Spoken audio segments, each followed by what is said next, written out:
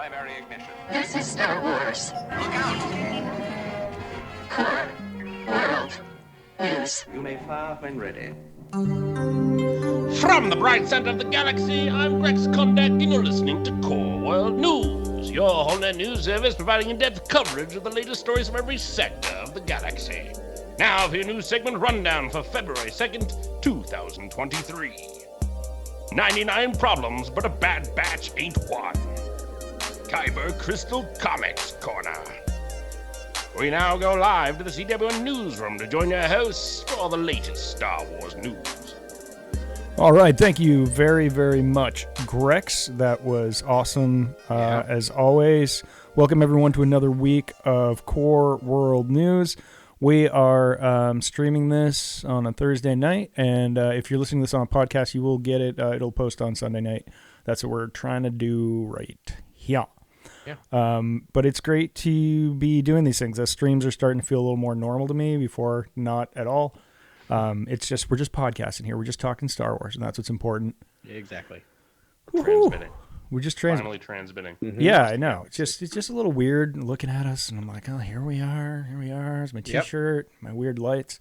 Yeah. But yeah, it's awesome to talk about Star Wars. This was a really fun Star Wars week for me, except for one thing, which was not fun.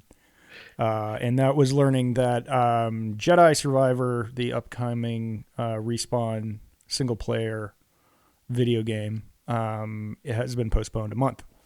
And that was a bummer. And that's really all I got to say about that. But I think that works for you, right, Adam? You got some stuff going on. I'm the weird one who's just like, I saw that news and everyone was so upset. And I was just like, when I first saw it, I'm like, oh man, how delayed is it? Like, I was so nervous when it was going to be delayed like 6 months or a year. And when it went like, I think it's like 4 or 6 weeks, I went, yay! Because I think it's exactly a month. It's exactly a month. Yeah, so I heard that and I'm like, that's perfect because when it was coming out, things have lined up in my life. That's going to be a very, very busy time for me. So April is much better. So good for me. I'm the one person that's happy about that news. No, I'm with you, Adam. I'll always take the extended time for polish on any game, and exactly. I'll even allow polishing after the game comes out. Yeah. I mean, if the company really wants to give sort of dedicated support to a game after release, like I'm pumped for that, and I'm happy for any extended time that they need to. Those crucial sort of weeks that they need to polish the game. Totally fine by me. Love it. Hey, does anyone want a second of Old Man Adam to see who else remembers being old? Grant, Pepperidge Farm remembers. Grant, you can just take your headphones off for a minute. No, we do need a Star Wars Old Man series. So no, what I remember is like I love the idea of the fact that when you now they could give you a video game and update it through download. Does anyone remember actually like playing on PC and having to get like updates mailed to them? Oh yeah, like floppy disks. I remember using on floppy 7 disks. Install disks. Yeah, 7 install disks. I remember that too. But they would occasionally, if there were like big bugs, they would have to Baldur's mail Gate, you disc 4. Insert. Insert disc 4 of 12. Yeah. Yeah, if Jason's watching now, it's funny. I just had this conversation today about playing video games on just green and black screens. Oh yeah. Yeah. It was like Hunt, You've Died of Dysentery. Oregon Trail, all that sort of stuff. And there was one of the people in the studio was like, wait, what? Yeah. And that was great. I remember playing X-Wing and TIE Fighter for the first version of those in the computer lab at school, and I bought an actual joystick that I would just bring with me in my backpack to school during lunch. I'd just sit there and house a peanut butter and jelly sandwich and play TIE Fighter. It was great. That sounds like the greatest time ever, man. I was very popular. It sounds like a Spielberg movie. Yeah. Dude, rad. I'm actually kind of psyched about it being postponed too. I'm in the middle of God of War, and I keep getting distracted with stupid things that aren't God of War. And then I kind of wanted to replay Jedi Fallen Order on Grandmaster and just get my lightsaber combat up, because I'm playing God of War on Give Me God of War. And I'm trying to just because I love combat games, but it's they're so much more fun when you're you have to utilize all of the tools that you've unlocked. Do you ever get lazy in the upgrades menu and you're just do it? I'm okay, I unlocked this. How much of the actual skills and abilities in these games do you actually use? In do real I life? use Yeah. Like I rely on Right. like two things because I usually play on like normal, and so I'm never as hardcore as you are, but I've definitely you've shamed me into playing on hard mode in most of my games. I'm sorry, you're welcome. Because like, but no, exactly. But I'm like, it's. I've realized I have better abilities than I thought. And when you play in those modes, I appreciate the fact that you do have to learn your skill trees and the fact that you have to actually go. And it's for great in a game like you Horizon Zero Dawn because you're just like, you have to trap and you have to set traps and like do crazy stuff. That game confounds me. I for some reason, like, I'm playing on normal, and that game I find very challenging. I still haven't quite I think cracked there it. is well, that's what it's supposed to be. It's supposed to be intimidating in like the first quarter, first half almost, and then you start, as you get out into the world, you unlock a bunch of stuff.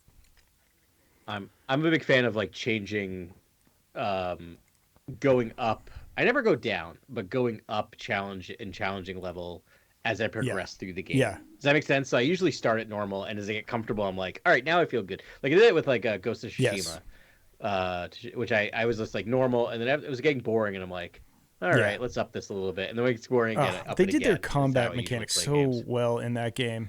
Because When you do go on hard, and Yeah. it's like you can get away with one hit, but it's like real life for you, not for the other guys. You have to hit them 100 times, but it's such a beautiful game, and it's not too hard on the super hard setting, especially if you've played through it a bunch. You're like, you get it. Yeah. Do you want to hear privilege problems moment corner? Privilege problems corner. A lot of new segments tonight. New segment. Yeah. PS5 allows you to like bring your games over, but doesn't bring your trophies over, which bummed me the F out because that's why I stopped trying to get platinum on Tsushima and Valhalla. And Valhalla. It killed both of those where I'm just like, well, I'm not going to go back to PS4 because, why would I do that? Anyway, buddy. That's cry me a river. Yeah, these are first world problems for gamers out there. What's good about this delay, though, is that Jedi Fallen Order or Jedi Battle Scars, the new book, companion book, comes out March 7th, so we'll have time to dig into that. Time to read it. And possibly review it before Survivor drops. So that'll be... There is the silver lining. Yeah, let's definitely review it. Yeah, I'm really looking forward to that book. I need another Star Wars novel in my life. And I'm really excited for Delilah Stosson's Blade. I think that's set to come out in fall. The comic books are great, but but I want to sink my teeth into a novel, and I don't consider it spoilers because, like, come on, it's its own entity, and if we learn some things about what the game's going to be, that'll be cool. Hopefully they won't be spoilers. I'm guessing it's just I don't think it'll be spoilers. My guess is it's going to kind of fill the gap between Fallen Order and Survivor, so at least we'll be like similar Catalyst. to like reading Catalyst, exactly. Yeah, Catalyst, which was the precursor to. I think it's like an One. infiltration mission or something. I think I read the synopsis. Yeah. If you like Rogue One, which I'm surprised we might have talked about this a little bit when Rogue One, no, I know with Andor or whatever, but Catalyst is if you liked Andor, read Catalyst. It's a beautiful companion book that directly abuts Rogue One, and it's great. Oh, Catalyst! It's like top 10 Star Wars. Yeah, books. If you're excited for Oppenheimer coming to theaters this year, definitely read Catalyst because it's basically Oppenheimer in space, and it's amazing. Which I weirdly am. Great. Then here's the demo right here. Rad. Welp. Do we want to get into let's do Bad Batch? Does that sound fun? Let's do it. Okay, cool. You know what? I'm going to play a segment bumper because I can. I love it. If you're having clone problems, I feel bad for you, son. I have 99 problems, but the Bad Batch ain't one.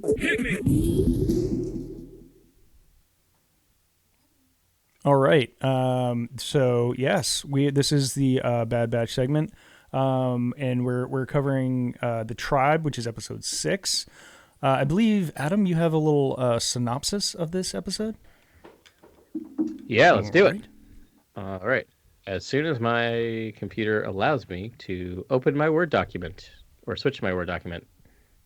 Yeah, this is high quality media Quality right here. podcasting. Guys. You're there we go. All right. Sorry. Gunji! Like, Yeah. it just sounds- You ready? All right, here we go. Here's my summary. It's a bit of a long one. On a mission to Vanguard Axis, Omega and the gang run afoul of Axis leader, a representative of the droid Gatra. All right, that's not official, Wait, by the way, are but they yeah. droid Gatra, it's or are they it's my quote-unquote headcanon. No, smuggling no. droids. Sure. They're the droid Gatra. Van? When they run across a Wookiee Jedi named Gunji. After daring escape, the batch decide to bring Gunji back to his home planet of Kashyyyk in the hopes of reuniting him with his birth tribe. Upon planetfall, the destruction of the planet by the Empire is apparent. Fires and deforestation are everywhere. While making their way to the village, the Bad Batch visited before their encounter Kinraths, basically giant praying mantis spider monsters that we are told only attack if they feel threatened. Next, they run into a group of Trandoshans in Imperial tanks with a Wookiee hostage. Gunji jumps into action and saves a hostage, who brings them to his village. After speaking with Yana, the leader of the village, Gunji has found his home, but all is not well. The Imperials who are working with the Trandoshans are on their way to the village to hunt the young Jedi. In preparation, Gunji talks to the trees, and while they don't go full Ent, they do have a plan. That plan? Basically, a simple ambush. During the battle, the Wookiees and their clones lead the bad guys into the Kinrath's nest, who make short order of the invaders. Meanwhile, Gunji has an epic boss battle with the Trandoshan leader Venmore that ends with the lizard being taken into the trees by Kinrath slowly while screaming and begging for his life. After the battle, the Wookiees celebrate with the gang while Hunter is maudlin, realizing that Omega and Gunji are both kids, but can't be, not in this galaxy. Wow, Adam, that's a poetry, buddy. Yeah. Thank you. A lot going on in that synopsis. Yeah. Yeah. I weirdly, just as a side note, like I usually watch them and then I write the summary, and I watch this and I'm like, Right. it's gonna be great. It's gonna be like a 4-sentence summary, and then as I start to write summary, I'm like, there's actually so many little things that happen in this that I think are And when you crucial. do read these sort of 3 to 4 sentence summaries that are provided within like the Lucasfilm sort of copy, it doesn't give you a lot of the tidbits that we super love and enjoy to talk about that are shown in a episode of TV, a comic, a book, or whatever it is. We love to kind of give you the nitty gritty with the summary, and I like that summary. Though I don't think it was Imperial tanks. I think those were Separatist tanks that those Trandoshans were in. Right? Well, so really good point. I mean, they called them Yeah. Imperial tanks, but to our trained eyes, They call Like them- recovered Separatist Yeah. tanks. Yeah. Imperial, Now- I guess so. On the Wikipedia, they refer to them as Imperial supplied. yeah. So that could be that they were Separatist tanks. Or like You know, Imperial captured, got, repurposed you know, separate tanks. Yeah. Captured, who Which is, repurposed, I yeah. mean, that's a choice. That's a Filoni choice. I thought that was one of the most genius choices because in Interesting. the EU and in the old canon, I mean, in Legends, there's lots of stories about the Trandoshan and Wookiee conflict post the rise of the Empire, and sort of, and lots of stories that have been retconned and been, adjusted for modern sensibilities, and now just to see it in full, to see the Trandoshan occupation of Kashyyyk and what that looks like, and them using separatist equipment makes perfect sense. Yeah. And it's sort of imagery that I think was missing in a lot of the other stuff, given that the prequels had so much effect on the galaxy, or the Clone Wars, should I say. Yeah. I want to That take over- like a 20,000 click view of this episode real quick, because what you're talking about, Grant, is like seen throughout this episode. This is perfect Filoni for me. This is like when Filoni shines. This is, I mean, this one episode, I don't know how long it was probably 40 and change. But I felt like it ticked like all the Star It was like Wars. 27 minutes, but yeah. Okay, 27 great. minutes. It felt like 40 minutes. Yeah.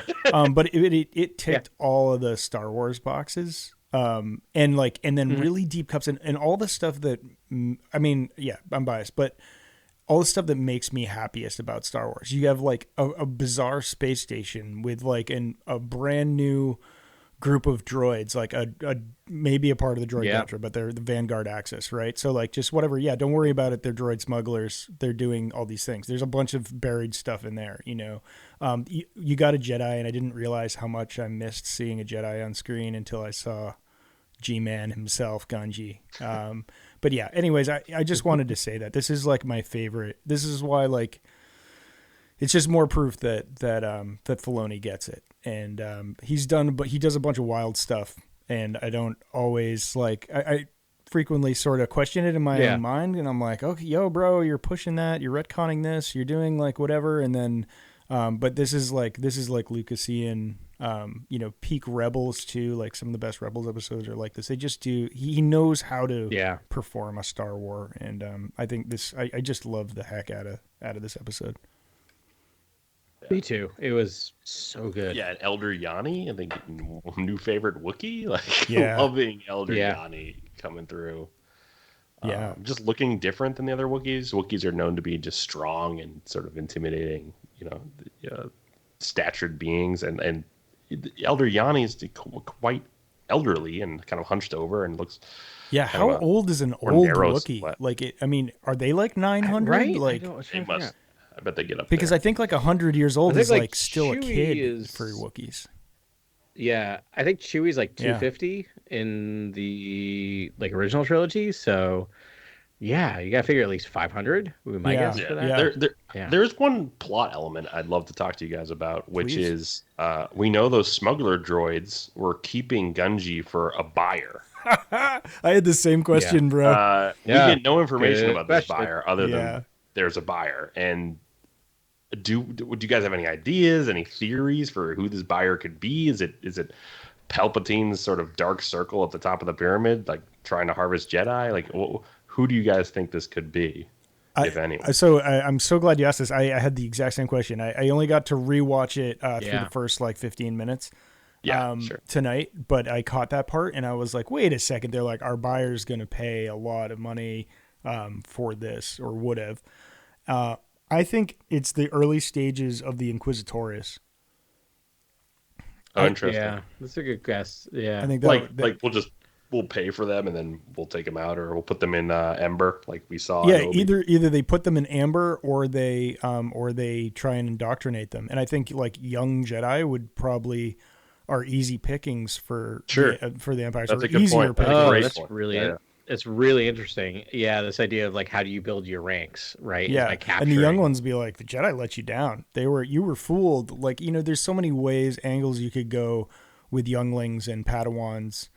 That would be easier than obviously a mature. You're not flipping Obi-Wan Kenobi. But like, I'm trying to think. Third sister, I can't remember her real name, but or ninth sister was the Obi-Wan person. Reva, thank you. Yeah. Reva? So like, Reva, that's a case in point.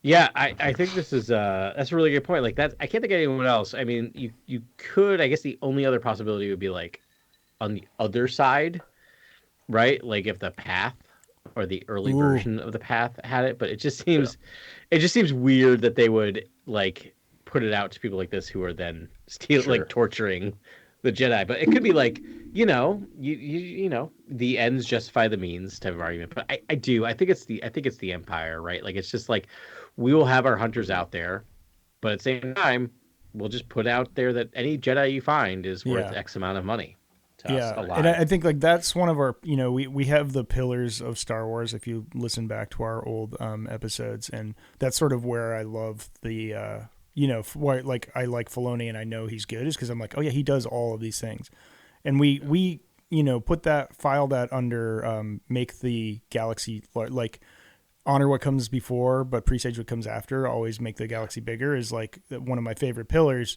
Yeah, and that's what that's doing there. Just planning that little mystery box, like we could have mystery box could kind of be the thing too, but just laying some groundwork that you're like, wait, what is that? Like, who is that thing? And they could tell that story someday. Mm-hmm. And I feel like Filoni's the kind of guy who would, like. Yeah.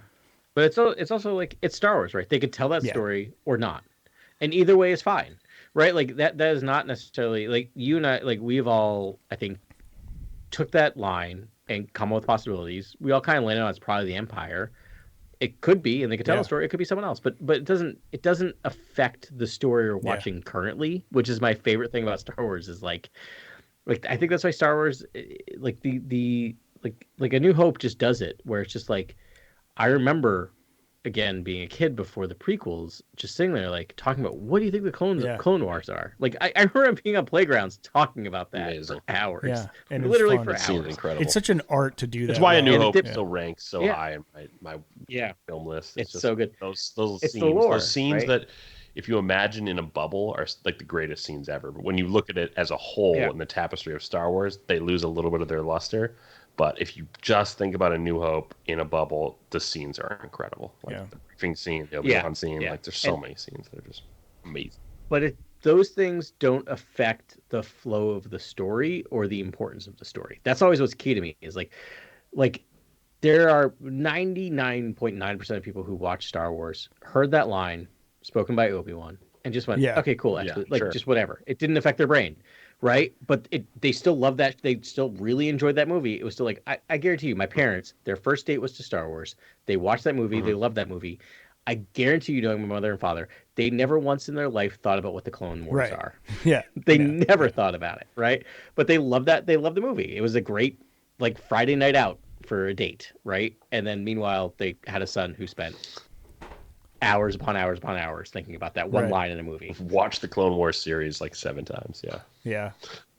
I know. I'm gonna go back through it again. I started and then whatever. It's always there. It's always there for me. Right after I finish The Walking Dead, I'm gonna do that. Any other break points from this? I mean, we could go like it's pretty plot heavy. It's a lot of like Bad Batch getting to Kashyyyk, like fighting off Trandoshans, leading them to the same sort of like webs that were spun by the spider creatures, and getting tactical advantage, and sort of it was just a lot of sort of like tactical maneuvering and things like that in this episode, and not a ton of growth other than Gungi sort of like reuniting with his people, and then that was about it. But not a lot of growth and arc. Not a lot of arc for the Bad Batch themselves. I think there was possibly a little bit. It depends on where we're going with the Bad Batch, because like, here's the thing: this paid them 0 credits, right? But there was very little. Like, it wasn't this long scene of like, what should we do? Should we bring back the Kashyyyk? It was kind of like, yep, we're gonna do this. We're bringing him back to Kashyyyk, right? And you could see light in their eyes of just like, oh, this is meaningful what we're doing here. So I wonder if this is a bit of a pivot point for them, realizing like maybe this is their. It was kind of a redemptive moment, right? And then super powerful to see Gungi react to clones. Like I thought that was almost why this episode was worth making, just given that emotion was so powerful. Just seeing a Jedi be like just in terror of these clones and sort of aggressive towards them. Yeah, and I was like, yeah, of course he would be. And, Tech's like, well, we shouldn't blame him. Yeah. And it's like, it was just, I thought that was really, really effective. And I think that alone was sort of interesting to see play out, and to see him warm to them, and and them sort of and then find their place as good guys. It was so good to see Wookiees again, like just to be on Kashyyyk. It was a really good vibe with the Wookiees. And I really liked that we were with them, like back on Kashyyyk and doing that. And I definitely think there was growth there. I think like this season, there's sort of like 2 missions for them. They're looking for financial independence, but they know they like have a virtuous calling. There's things that they want to do to make the galaxy better. They need a mission. And it's like they're sort of talking about it, and Echo's talking about it more than most. But Hunter's on, and they're like, we need to like do some good. This like bounty hunting is stupid, and I hate it. I feel like maybe this was a growth episode for Hunter, right? Like Hunter, this is what we're gonna do, and he's the one who's kind of modeling at the end, seeing like those 2 kids talking to the tree and realizing they're just not able to be kids in this galaxy. And that line, again, maybe being like a relatively new dad, that line was kind of really devastating for me in a really great way. But then it ends with like the translation, of the Wookiee leader just being like, but there is like, maybe they will find their path, right? Like there's another path, and Hunter chimes in like, one without war, hopefully. Which is wild. It's interesting. Yeah, it's these really warriors that are like looking for peace. Like it's pretty cool. Yeah. Have you ever met a more like huggable troop of like animated characters though? Like I know they're supposed to be fearsome warriors, but like, don't you just want to give Wrecker a big old hug? That guy's great. Yeah. Yeah, they seem like a real good hang. Without Wrecker is so endearing, and he really is. And he's like, what's this drink? Like, let's go. Drinking with Wookiees, and they just like looked at home there and at peace. And man, I hope they hang out on Kashyyyk for a while. That'd be cool because like we know during this time period, Kashyyyk is riddled with like problems. It's like slavery and like the Trandoshan occupation. I was hopeful Gungi was going to join up with that and just I had Jedi the same thought. I was just like, are we slowly like rebuilding a rebels fleet? Like are they going to get themselves a Jedi, which would be amazing? And I love me a Wookiee Jedi. Yes. But it wasn't to be.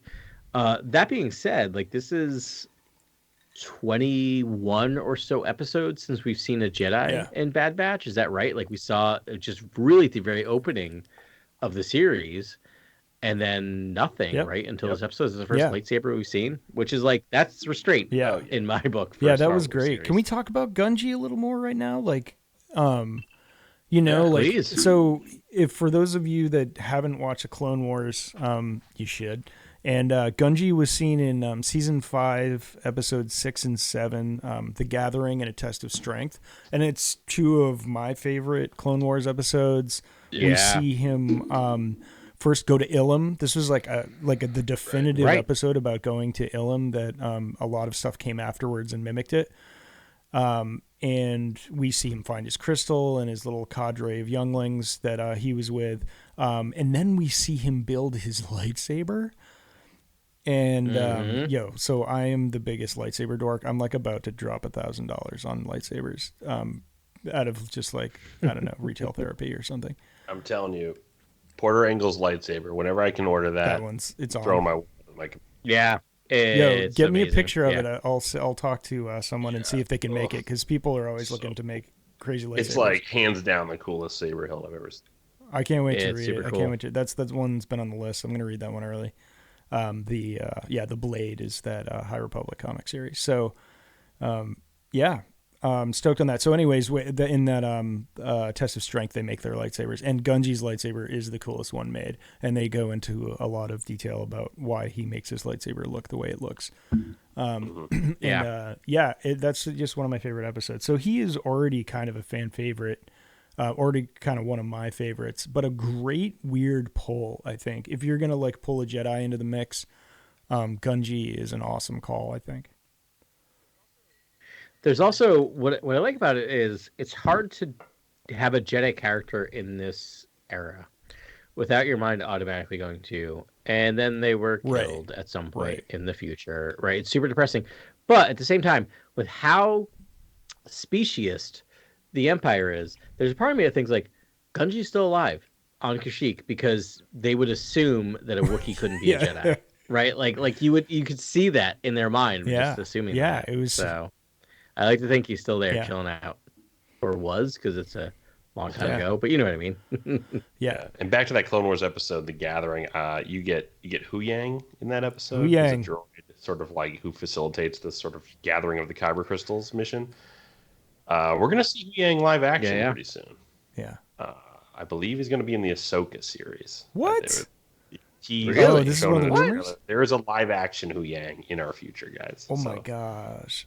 Interesting. Just so it's clear, this is a droid tasked with helping Jedi build younglings build their own lightsabers. And he's got like all the bits and bobs. You go to his little workshop, and he has an encyclopedia of knowledge of every Jedi that's ever made a lightsaber, pretty much, and helps you on your way. It's, I love that call. It could easily be just some like weird like person that it gets passed down, but it's like romantic. It's like getting your gear. It's like it's a special thing. You go into a little cave with a bunch of bits and bobs. You talk to this weird sage droid that knows everything, and you just but it's very personal and technical and. Yeah, it's so cool. Yeah, so he's a fun droid. He knows a lot about a lot, which opens up a lot of doors. Speaking of sage things, are we thinking about moving on to Yoda? You guys ready to dive into that? Anything further to talk about the Bad Batch? The sagest of sages? Good. Yeah, I think oh wait, no, we haven't talked about the awesome animation yet for this one. So we haven't talked about the lighting and framing and the lighting's amazing. I have a new one. Obligatory lighting's incredible. Yes. Animation work outstanding. Yeah. And Dappled again, some of the sunlight? shots. The shot of the Trandoshan walking with his flamethrower and it's sort of like a nice slow tilt. Like, I was like, oh, let's go. Like, Filoni's getting artsy, and I'll take more of it because I know he has modeled most of his animated work after sort of like this classic adventure structure. I wouldn't mind him just taking more big swings in terms of like framing. So like just certain shots stuck out to me this time, and I hope he just feels more adventurous as he goes forward. And like that certain shot of Trandoshan was cool. Like just more in-depth, closer looks, close-ups, medium closes of characters are so cool to me in anime. It's really easy for me to kind of miss this stuff because the characters are so cartoony. Does that make sense? Like that, you know, the suspension of disbelief is hard. Yeah. But I was literally, I started this evening. I was sitting on the floor about like 5 feet away from the giant TV, picking up Duplo blocks as I do most nights, and I started playing it, and they show Vanguard Axis, and I just sat there like. The animation was amazing. It looked like it was out of a movie. Does that make sense? Like I was like, this is animated. Like it looks like it just looked like CGI, whatever. Yeah. Like I really just stopped and stared at it for like a minute and a half. Yeah, when like the smuggling droids are on screen by themselves. And I don't see any bad batch in the frame. It looks super live action. It really does. No, they're starting to blur that line now between live action and animation. The scene that did it for me was when they roll up on the burnout village. And the smoke through the sunlight, through the trees. But the smoke looked like, I was like, especially they pan up and they do this shot of the sun coming through the trees, through the smoke. Yeah. And, I mean, it looked like CGI. Like, I was like, that smoke really looks like smoke. And that can't be easy to do. You mean when they're, like, marching down from the hill and the camera sort of, like, tilts with them and, like, the music's playing and then it kind of shows the ash and sort of smoldering village after that. I love the editing there. I just thought so good. He's just getting a little bit more exploratory with the sort of the storytelling and just the shot work and sort of the what he's framing up. And I think that is super intriguing. And so I hope we see more of that. And I can't wait for some of the more like heavy drama ahead and sort of how he tells that story, because I thought, Rebels had some super interesting, very sort of abstract things happening at some points with the Converies and Ahsoka and the World Between Worlds and sort of leaving things up for interpretation. I thought Dave did a great job with some of that stuff. And especially the visuals and sort of establishing the certain high concepts with simple visuals. And they did a good job doing that. Yeah. The one corner they've kind of painted themselves into though is the way that they've done hair, and hair kind of looks like Play-Doh. Yeah, right. It does. It's like a one piece sort of thing. Yeah, and so when you see a Wookiee, you're like, okay, but it's like I'd prefer this to the alternative, which would be like weird wispy stuff. But it's like you look at the Bad Batch's uniforms and they're just like movie realistic. They're like their helmets and armor.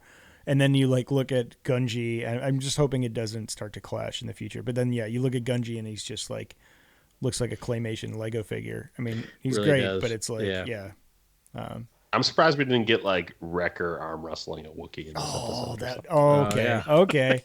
That would have been awesome. That is I do want to see that test. I mean, it's honestly weird that we didn't. Because if anyone's gonna match a Wookiee, it might be Wrecker. Honestly. Yeah. Instead, he just he was playing drinking games. I mean, just partying with them, which is a nice choice too. It was just there's a lot of love in there. They're like, oh man, these Wookiees are awesome because Wookiees are awesome. Are awesome. Yeah, I was very happy when. I mean, I saw, I think on a promotional still. I saw a Wookiee with a lightsaber, so I'm like, oh, we're gonna get Gungi, I would assume. I just sat there, but but then my mind didn't realize. And I'm like, oh, we're gonna take him home. I'm like, oh, we're going to Kashyyyk. I was very happy. I love it. It just brings a lot of memories for a lot of different reasons. I will not talk about Star Wars Galaxies, I promise, but that's kind of what I'm referring to. But I will also, Grant, talking about drama is next week we get a double episode, so that usually pretends that we're going to get some serious storytelling. Yeah. Was it the clone conspiracy and something about consequences? Oh, I already shut it down. So, but oh, great. Yeah, this is where I think we're going to find out that the empires are just getting rid of the clones. I think that's what the clone conspiracy is. Okay. But there'll be a clone uprising, possibly too. Or a clone slaughter. Clone Yeah. slaughter. Yeah. I think they're gonna realize they've been setting him out to be. That would kill me, honestly. Yeah. I would just rip my heart from my I think the chest. conspiracy is that the Empire has a kind of a standing order to send all clones into any mission that is likely to end in death. Sure. Yeah. That seems like Yeah. what's happening right now, Yeah. honestly, given the last mission that they sent Crosshair on. Mm-hmm. Yeah. It's just to see like Cody wearing like gray and looking all it's like sad. yeah, it's just so sad. I wonder if this is going to leave with Crosshairs also leaving the Empire, but not joining the Bad Batch, of just like being out there in the galaxy. Ooh, chaotic, weird, chaotic, deadly. Yeah. Chaotic I like weird. chaotic weird. That's Are you chaotic good or chaotic evil? I just love this. I'm Like, there chaotic should be weird. there should be like the 9-point graph, and then over in the right, like away, it's just chaotic weird. Chaotic Like, just, weird. like, weird. Yeah. Who is chaotic weird Yeah. in Star Wars? That would be great. I love Delicious Crosshair, meat man. I think he's a Yeah, fun me too. character.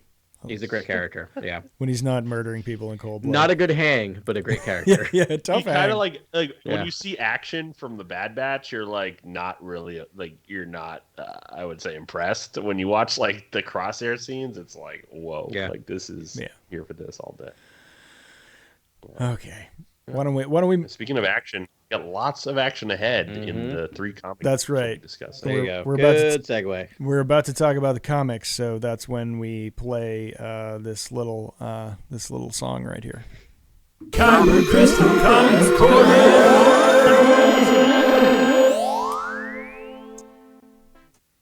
All right, that was Kyber Crystal Comics Corner sound bumper. Quite possibly our best segment, sound bubble. Pretty great.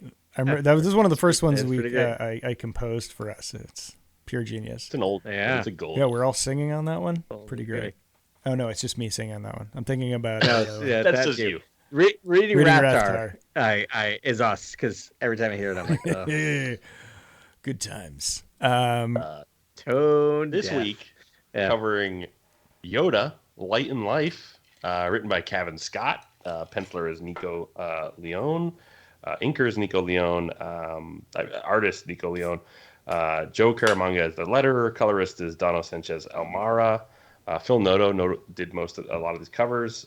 Really gorgeous covers. Just gorgeous art all around. Like, it's really shout out to the art. But we'll cover each issue and just kind of dive into them. But part 1, The Coming of the Jedi. When a familiar face calls out to Jedi Master Yoda and reminds him of his teachings about the importance of patience, we flash back to a time during the High Republic era to witness Yoda travel to the distant world of Taruk to defend villagers known as the Skelvi, from raiders called the Krolkon. After Yoda successfully aids Bree, Lyta, and the rest of the Skelvi in repelling a Krolkon attack, Yoda decides to stay on Taruk for as long as it takes to establish peace between its warring inhabitants. Issue 1 was a little thicker than the other issues, I think. It was just a few more pages. Yeah. Just awesome. Just such a fun, cool look at sort of Yoda acting, with his own sort of agency and enterprise outside of the Jedi Council and being like, oh no, I decided this is, I am going to solve I am this out. dispute. I love that Yoda is as mysterious with the Jedi Council as he is with Luke. Yeah. Like not explaining his actions, just like, no, I'm going. End of story, and I'm going to stay there forever. Deal with it. Yeah, and get just some protest from Master Pre-Tree, but I think Sutan and some of the others do understand Yoda's sort of mentality, and because he's such a long-lived being, he can take the time to really sort of dive into a dispute and solve it for the long term and bring peace to a planet. And so Yoda might go to a planet for like 20, 30 years to solve a geopolitical That's a dispute. coffee or break for conflict. Yoda. Yeah. Right. And for him, it's not that much time, but for others, it's a lot of time. And we even see a character in these 3 issues sort of grow older over the course of Yoda's time there. So that is very cool. There's like 2 things about that. One, I feel like the Mandalorian cracked the code of just like, what does it mean to have a 900-year lifespan? Right? Like 50 years is Still not an much infant, at all. Yeah. And the other thing is that using Yoda's long lifespan in storytelling for other characters is brilliant. I almost swore real hard, and we'll get to it when we get to Is effing brilliant. Quite Because when we get to issue 3, like the fact that you time jump with a character, Yes. Yeah. that's really meaningful. But it feels like there's no time jump for Yoda, right? Because for Yoda, it's just been like, I don't know, like 6 months in his life, and it's been 30 years in this other character's life. Like it's really kind of amazing way to tell stories. Yeah. And impactful in terms of the lessons he's trying to teach. He uses time in the lesson he teaches these people, in that he abandons them for a time. We'll get there. That's issue 2 and 3, but he abandons them for a time, and that's actually, I think, part of the teaching that he's doing. And he just uses time in his teaching. I mean, we kind of jumped over the beginning of this comic a little bit. Yeah, let's get into the beginning. So, I mean, 90% of voice these reaches out. I said a familiar voice because we not rightly identified. Let's start there. Yeah, familiar voice, disembodied, reaching out through the Force, talking to Yoda. And this is like in Dagobah, saying they urgently need to speak with him. Yeah. And he's doing his best to ignore this person. I found it very confounding to read the sort of summaries in the comics where it said Yoda is on Dagobah waiting for a Jedi, when the very first instance you see Yoda, he's trying to avoid this voice. He's trying to ignore this voice. He's not waiting for any Jedi on Dagobah. Apparently, I mean, we'll render our guesses as to who this could be. Obviously, I think there's one main candidate, but not identified. But does sort of bring up lessons that were taught to them, and lessons of patience specifically. And so you have to think these are lessons that Yoda taught this person. So I think we're looking at someone who was under Yoda's tutelage at one point. And so that's, I mean, I'm guessing Obi-Wan, but I don't know what you guess. Yeah. I think it's Obi-Wan or Qui-Gon would be your. Is that? Let's go round robin here. Adam, you're up. Yeah, who do you think it is? Set up. You guys go. Yeah, I'm gonna go Qui-Gon actually. Okay, explain yourself. That makes perfect sense. Yeah, that makes a lot of sense. Yeah, because we don't know time period. Because if it's Yoda, it's a pretty short jump between when Yoda dies and is talking to. Well, he's on Dagobah. Or he's on Dagobah. I mean, there's a pretty short jump between Obi-Wan dying and talking to Yoda before Luke shows up, and it seems like we're not at a point where Yoda's ready, but I don't know. Go. So I had a Dark Horse candidate because it was such a heavy. Ooh, what's that? Because it was so heavily implied, like the last word of the third issue was patience, coming from Pre-Tre Vitar, and I don't know, like maybe he's not dead, like maybe his species lives forever. And like maybe Pre-Tre Vitar's like somewhere in his career decided to play the long game and just hunker down with a community until he could bring peace or something. That was mine. I mean, just because it was patience is how it started, and then patience is how it ended with Pre-Tre Vitar. And like maybe he was just like, echoing the sentiment, and it will be because like physically, if like Qui-Gon was the first one to commune with living people, then it could really only be Qui-Gon, Obi-Wan, Luke, I guess, or Anakin. Anakin was the first one I was thinking, actually. But he wasn't dead on Dagobah, so it couldn't have been him. But the context to me is that, this voice is telling him that Luke is coming, basically. And so do you do this from the point of view of Obi-Wan, watching over the kid and having mentored him, quite a bit, now telling Yoda that he's on his way? It's happening, yeah. Or is this Qui-Gon Jinn saying that, hey, I was right, it wasn't the dad, but it's the son, and he's on his way? And see what patience renders. We do eventually get this sort of chosen one who will bring back the light, but it just takes time. We also know Qui-Gon's one for just meditating mid-fight. So, I don't know. Too much patience? Very true. Very true. Too much patience? Yeah. The other thing I'll say is with the Mandalorian and then this 3-issue series, it's so funny to me because it's like I'm kind of relating to Yoda because he's only been on Dagobah for 19 years at this point. And to him, he's just like, I've just been here for 3 months, dude. Yeah, he's still trying to unwind. You know what I mean? I feel like for him, it's just like, I'm still getting my house set up. Yeah. Like, come on. I had to It just commune got with here. an evil demon spirit and like come to peace with it. Or, Right. yeah, can a guy forgot just about set that. up his Yeah. comfy chair in the right spot? Like, come on. Oh man, Yoda's chronic. He's so great. So yeah, when we see Yoda, basically after on Taruk, we see a raid. We see the Krolkon, raiding a village belonging to the Skelvy, and it's on an island, I guess. And after that raid during that raid, I think it's reported to the Jedi Council that there's conflict on Taruk, and they try to find someone to go there. And Yoda quickly enters the room and sort of says, decided this is, I'm going to go solve this dispute. And he's titled a Grand Master in that scene. So Yoda is a Grand Master as far back as the High Republic era. So that's quite interesting to note. And he goes and he arrives just in the 11th hour to sort of like stop this raid.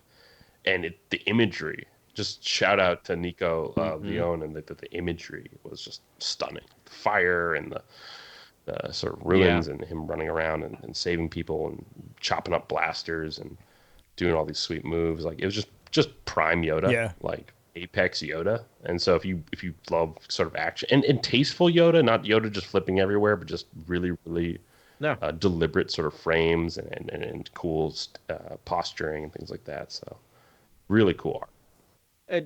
Talking about the sanctity of life. Yeah. Right. He serves the light. He serves life. Yeah. And I think it's also important that if you love Clone Wars and sort of those early episodes of Clone Wars with Plo Koon and sort of like how talking about the theme of like the preciousness of life, you get a lot of that in this, where it's like some Jedi on the Jedi Council masters are just like playing this conflict down and being like, is this even important? Do we know who the Skelvy are? But Yoda's like, no, all life is important. Yeah. We have to go save them.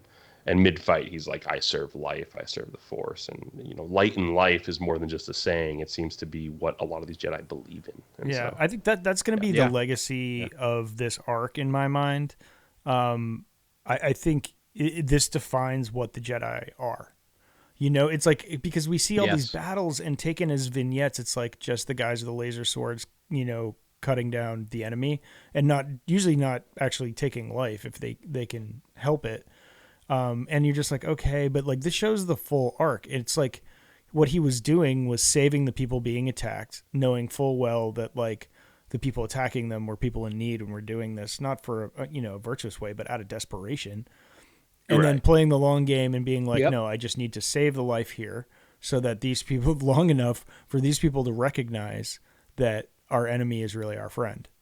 And it was just about keeping everyone alive so that they could eventually, through patience and trust, find peace and talk to each other and find peace. It's really quite beautiful. It really, like, I read these as these came out, and when I got to the third issue, which we'll talk about, it kind of floored me in terms of like I was just like, this is what a Jedi is to me. Like, this is prime Jedi, right? Like, using lightsaber, it seems like in this thing, only for defense, right? Really just defense. And then solving this issue, knowing what he needs to do, and just like, again, this is maybe the tree hugger in me, but very much trees. That like a lot of conflict can be solved through communication, right? Which is what this is like. Like, I love the fact that it's just they start out with the other characters as being just these super monster evil bad guys, and by the end you realize no, they're hurting too, and starving. They live on this like ramshackle platform. It's just and you get that first glimpse before you see anything is when one of their children is kidnapped. So I want to dive into that. So after the first issue was basically Yoda just going to defend the village from this first attack, and then he decides to stay on Taruk for extended duration, years, I imagine, many cycles, and to make sure that he can establish peace between the Skelvy and the Krolkon. But there's a lot of ups and downs after that. So issue 2, the raid, Yoda makes contact with Jedi Master Pretree and Sutan to provide an update about his time dwelling with the Skelvy. Upon returning to Taruk, Yoda sees the Skelvy have completed a watchtower and shown progress in their ability to defend themselves. But when Bree and Trick get into a fistfight, Yoda sees the quick-tempered nature of the Skelvy may be harder to quell than he thought. When the Krolkan launch another raid on the Skelvy settlement, the Skelvy are able to defend themselves, but Yoda is captured in the chaos. Bree, Lyta, and Trick stage a raid of their own to rescue Yoda from the Krolkan platform, but when confronted by Ryak, the leader of the Krolkan, Bree strikes him down with Yoda's saber, showing he's learned nothing from Yoda's guidance and greatly disappointing the Jedi Master. So this journey with Bree is kind of the central, I would say, story of this arc. With it's Yoda really and Bree sort of. Cavanscott's doing a great job tracking that relationship across these arcs, and Bree's getting older as we go on, and obviously time's gone by if they're building watchtowers and things like that. And Bree's like, this is the Skelvy strike back basically. Yeah, and it's interesting to see the good guys now flip to once they get into aggressive standpoint. They take a little bit more. They take more inches than Yoda thought they would, and they're doing violence and actively. And taking pleasure in the violence, right? Like, there's a moment where he's there. I can't remember who the characters' names are escaping me, but where the big one, the big guy, Trick, kind of shouts back like what they said. Hey, is this hurt? Are you hurt? I can't remember the line, but it was just like, oof, like he's taking pleasure. Yeah, they get this Trick also calling Yoda a troll. Yeah, Trick also an going imp and a troll. Yeah. Whoa. Yeah. Yeah. Yeah, I mean, they get this, Yoda teaches them to fight, which is like kind of his fault, but then they get this trumped up view of themselves, and it's this was actually it's bad luck. Best sort of like visualizations of balance that I've ever seen. Really, is like you can teach people to defend themselves, but then they are going to enact their own ambitions and likely cause violence to people, and do harm. And how do you teach people to defend themselves without having them become aggressors with their new skills? Which is like that was kind of it. And it's tough. Finding that balance was. I know. Really I have to do a sidebar, Adam. I know you're itching to speak, but get in. I gave up on The Walking Dead end of season 8, and then recently was just like, oh, it's all on Netflix. Let's go. And I'm in the middle of the finale season right now, I think. But this is like what The Walking Dead does is exactly like these 3 issues are like a season of The Walking Dead. It's just sort of like understand. It's like, oh, we have this power. Actually, not even a season, like 4 seasons of The Walking Dead. Where it's just like, oh wow, we have this power. We can do these things, and then it's like coming to, like, is it worth it? Like, yes, we can do these things, but should we be doing these things? But it just, so I got like serious vibes off this arc from Walking Dead. That was all I wanted to say. No, totally. No, it's very, Ben, you and I've talked off air about The Walking Dead because I was like one of the 18 people who didn't give up on that show. Mostly stubbornness. But I totally see that, right? There's definitely that there. And what I was going to say is just from a personal standpoint, I was taught how to defend myself and how to throw a punch at some point, because I not use that really thoughtfully when I originally learned how to throw a punch. Right. Because your body's panicking. It's just like I need to show force. And I did it way too early, and that's the one and only time I've ever struck another person out of anger. And boy, do I Yoda hanging his head. Oh, Yoda would be so disappointed. I will say, as a 40 Dooku would have been like, Yoda man, that memory still haunt me to this day, being a 9-year-old. Anyway, but moving on. But like I kind of relate to that idea of just like, yes, it's important to teach people to defend themselves, but as you said, it's hard to teach people what the line is between defense and offense, right? Yeah. Right. And you see some very, very skilled boxers and kickboxers and MMA fighters. You see them getting harassed in public, and there is a measuredness that they know that they can deal a sort of lethal blow that the other cannot, and therefore they're not going to engage. And I think that takes a lot of sort of accountability and responsibility. I took a Japanese jiu-jitsu in college for some reason, and the first thing they tell you is just like, your body's a lethal weapon now, and this is plausible deniability. Just yell, "I thought you were trying to kill me," if you hurt somebody. And that'll get out. And I was like, and I forget my teacher's name, but hey, thanks. That's going to be super helpful someday. That's great. Yeah. Glad that's what we're teaching.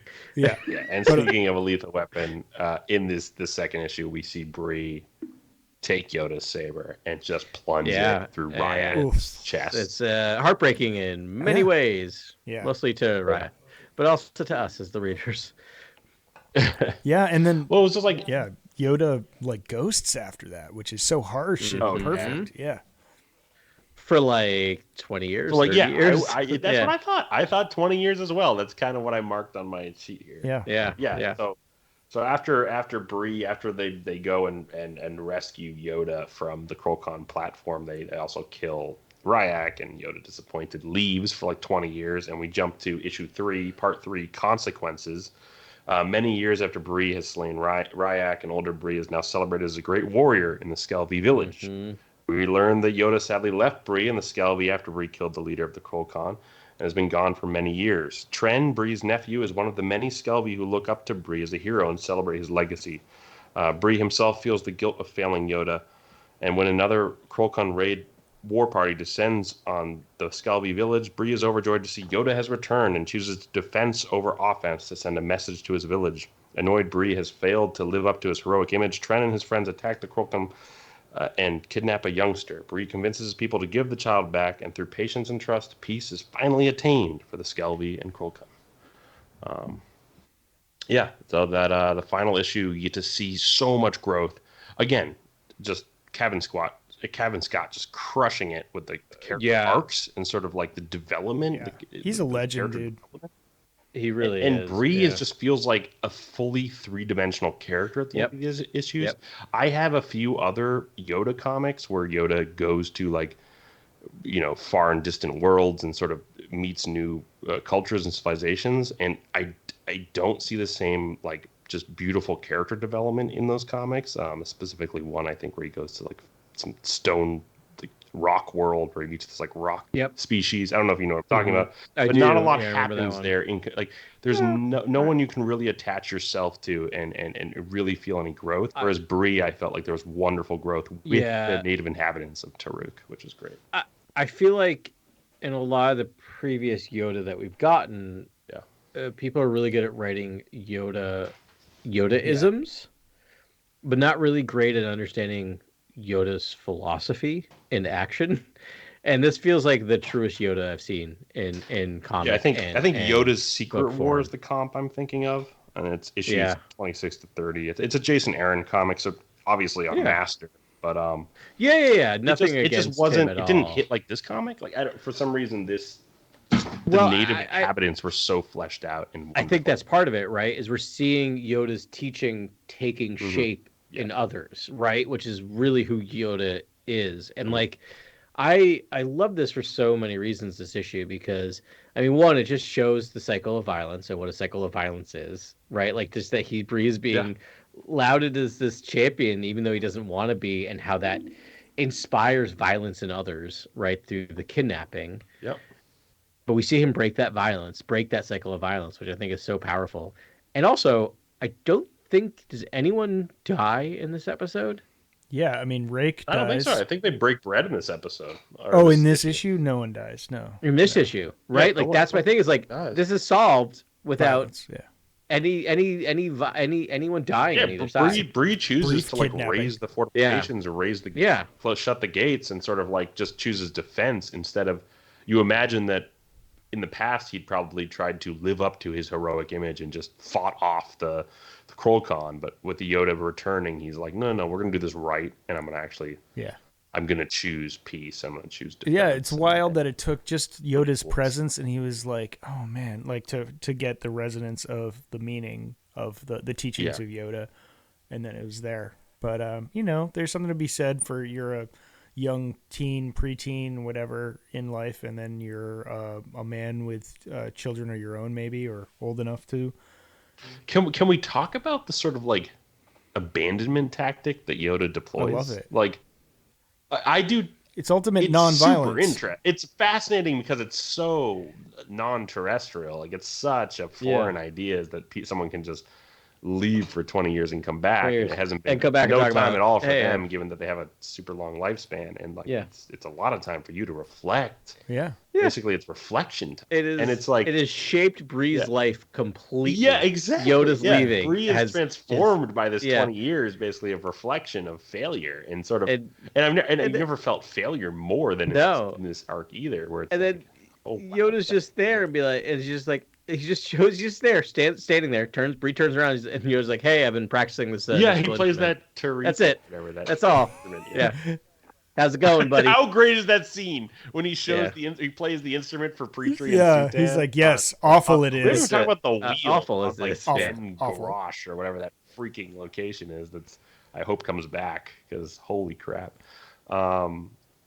He plays that instrument and then Master Pretrie's like, it's quite awful. Yeah, Yoda is like, he's like awful. Your playing is awful. Yeah. Yeah. I was like, I need more Jedi just like, calling out other Jedi. And I need more humor in the Jedi Council. And I think Pretrie is a bastion of humor. Yeah. But the abandonment as teaching is interesting, right? Because it's not something I recommend in real life. Don't leave your kid for a day and be like, this will learn you. But like, here's the thing: from this perspective, he knew that Bree was the linchpin, and he knew that by actually being there, he wasn't helping Bree in the way he thought he was, right? So it is a very it's such a weird thing where it was shocking. It was a complete ghosting, though. It was like he says nothing and just vanishes, just leaves. But it's clearly what was needed, unfortunately, right? I don't think because it's almost like if you inject yourself into that reflection, the person might just hold a grudge and be resentful, whereas just vanishing. It's going to cause them to and it was clearly like sort of disapproving and then vanishing. Like not to bring in like my whole parenting thing, but like I have a 2.5-year-old and it's just like bedtime's a nightmare occasionally. And like to try to get her to like sit in bed and read, I'll just be like, well, okay, we're not reading. So I'm going to turn off the light and it's time for bed and I'm going to leave because you're just clearly ready for bed. And I would never actually do that. Right. So it's all about like a bluff calling. Yeah. Which, by the way, I'm an adult, so I win that bluff pretty much every time. I wait for the year to be like, "Oh yeah, go ahead, Daddy, leave," and I'll be like, "Damn it!" but in literature and in galactic warfare and peacekeeping, it seems justified. Yeah. Totally. No, it's the lesson. It was just like, I disapprove. Now think about it, and I'm leaving. And maybe he sent something in the Force, or maybe it was coincidence, but. Yeah. I don't know. But that's Yoda's life. Like, this is the window Cavanscott gave us into Yoda's life, where it's like, he just does these things. He's always playing the long game. Every person he's touched, he's changed their life. And even at this age, he is prescient enough to know like exactly the lesson he is trying to teach and what he wants to come through to these people. And it's very virtuous. Yeah. And who he needs to teach, right? Like he teaches a single person, which changes both of these tribes' entire trajectory, right? It's kind of amazing. Yeah. And has he done this before, and will he do this again? I assume so. I imagine probably will. I assume, yeah. I will say, I just want to add another, another example of covers lie edition. What did you get the variants, or did you get? No, I just have the basic one, and the basic one has Yoda lightsaber extinguished, surrounded by the bad guys. That's right. Bad guys. Never happens. And by the way, I flipped through the entire issue to verify this. He never ignites his lightsaber in all of issue 3, and I'm like, come on. I know you guys sell comics, but come on. Like, but talking about metal imagery, I think Yoda wields a battle axe for like a few panels in the first issue, and then hands it off. But he is running around with a battle axe in his left hand and a lightsaber in his right, and so like that alone should be an incentive to come read these comics. That like join us. That is Boba Fett on a Rancor right there. I feel like, but we do get a glimpse of what's ahead, and it looks like some Dooku. Dooku, yeah. I know it looks lit. So they're gonna time jump out of. So that maybe plays to your Qui-Gon theory, Adam, because I can see that, tying in nicely. I weirdly there was a part of me when that first issue started was like, oh, is he talking to Dooku? Like, it actually popped in my brain for a second. Yeah. But I'm like, that's no. But like, also, I got it Dookie pretty quickly, didn't disappear yeah. when he got his head chopped off. No, he's the Sith. He's not. Yeah, he can't. Yeah. I always think about fun sort of like canon sort of tie-in ideas, and like I wouldn't be surprised if the issues we do get ahead, if they are with Qui-Gon and Qui-Gon is in fact the voice, I wouldn't be surprised if Yoda is teaching him to be patient as he was in the films, and sort of like again, that'll be the meditating theme. during Which also could tie into Obi-Wan and why Qui-Gon takes so long to show up to Obi-Wan. Yeah. Not why, Patience. but like teaching him a lesson of just like patience. Like he's not ready yet for you. Right. Like he needs to do his journey. He needs to go through his own journey first. Oh, that's an interesting call. It's Qui-Gon talking about Obi-Wan? That would be wild. I don't know. Actually, that's possible. Well, I thought it was Obi-Wan because I think Obi-Wan's been very patient in this time. Yeah, they're waiting. I think Obi-Wan's for their probably reveal or for their return, and it's. I think what we could be witnessing here is Obi-Wan saying, "Look, I've been patient, and I think this is the right kid, and I think we got a chance here, and I think that's kind of what I'm feeling out." But again, Obi-Wan makes Qui-Gon makes perfect sense. But again, I think in Clone Wars, he communicates with Qui-Gon like towards the end of Clone Wars. Is that right? I believe so. Yoda, Yeah. And then he seems very accepting of Qui-Gon, like just following Qui-Gon's words and not ignoring him. Who's talking to I can see Qui-Gon? him ignoring Obi-Wan. Like I think Qui-Gon's Force Ghost is talking to Yeah, to Yoda. Yoda. Right, at the very yeah. It's interesting that then that's canon, I believe. So it's like It is. It's interesting that the voices would chime in again, and he's like, "Nah, I'm good." Yeah. No, I think you're right. I mean, I'm more playing devil's advocate, but I if you ask me like honestly, who do I believe it is? It's Obi-Wan. That's so funny because Really? you just brought me over to Qui-Gon's side. You're bringing me over to Qui-Gon. Yeah. Like slowly. Because like this is my job. I argue devil's advocate in front of students all day long to try to convince them. I love that though. They're opposite. I know position. my hat is pure tinfoil. It's a strong It's a strong take. Yeah. Honestly. Qui-Gon makes perfect sense. Yo, but what if it's like Qui-Gon, but he's talking about Obi-Wan? Like he be patient with Obi-Wan, he's gonna come around. Like if it was early Dagobah, and it's like, because Obi-Wan took 10 years to communicate with Qui-Gon. Like that's a long time. Sure. And Obi-Wan and Qui-Gon's like, no, I'm not reaching out to him till he's ready, and he's like, I'm just gonna be patient. And maybe Yoda is restless at that point in time. I don't know. Sorry. No. Interesting that Yoda's like, well, I've spoken to your master. Let me show you how to commune with him. Like 10 years before Obi-Wan the series, and then in Obi-Wan the series, he's like, oh yeah, my master's out there. Let me try. It is try such again. a bummer when you think of it that way. They just like, talk to your master, 10 and for years, 10 you can't. years, you he's can't. like, 10 years, please, man. Please talk to me. I know you can hear me. Yoda told me. What are you doing? Yeah. Talk to me. Rad. Could have flown back and forth from Dagobah up Tatooine 100,000 times. Yeah.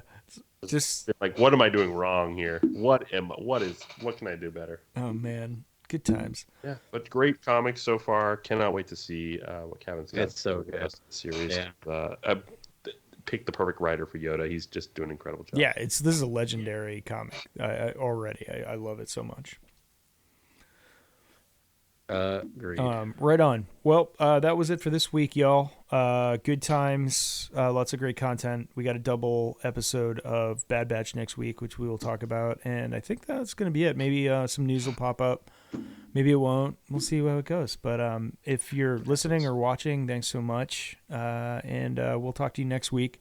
May the Force be with you. This is Grex Kondak signing off. For the latest breaking news, follow @CoreWorldNews on Twitter and Instagram.